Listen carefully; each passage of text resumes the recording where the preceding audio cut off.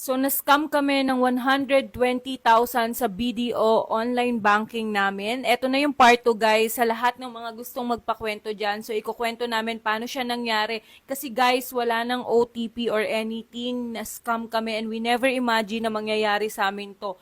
Guys, 120k is 120k pa din. So, basically, yung asawa ko kasi yung tinawagan niya. And grabe, as in, alam namin mag-asawa na never kami magbibigay ng OTP, any card number, or any details. Kaya takan-taka kami kung bakit pa din na-scam kami. So may tumawag lang sa kanya and then tinanong, alam lahat ng mga details niya. So binanggit nila yung account number namin. Tapos sabi sa akin, "Sir, tama po ba yung account number ko?" Yes. Ay, sobrang nakakapagtaka kasi alam nila lahat ng account number namin. Sabi nga namin kami hindi namin kabisado, pero sila alam nila. So, tinanong lang dito daw bang account, bla bla bla, binanggit yung number. And then, ang sagot lang ng asawa ko is yes. So, number one, Binerify nila kasi. yeah. Tinanong na, "Sir, paki-verify na lang po kung tama po." So sila yung nagbanggit ng number. And then, sabi ko, "Yes po, tama po." So, number one rule namin, basta walang magsasabi ng OTP, na paniwala kami na sila yon, but alam na alam namin na never magbibigay ng OTP, even galing man yan sa head office. So, hindi kami nagbigay.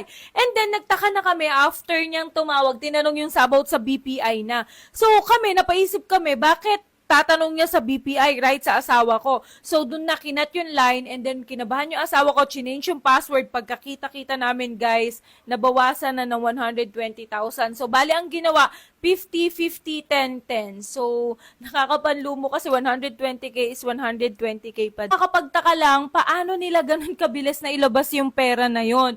And then, knowing na hindi naman kami nagbigay ng OTP or ng BDO, pumunta agad kami sa BDO para ilabas yung mga pera namin doon and ilipat sa ibang bank. So, sabi nila is, babalitaan nila kami after 5 days. So, eto yung email nila sa amin. So, ano email nila? So, naka-receive na kami ng email sa kanila kanina and eto yung sabi nila, guys. "We regret to inform you that we are unable to credit back the amount you are claiming." So yon, hindi na daw maibabalik yung 120,000 namin since na-withdraw na daw siya ng scammer.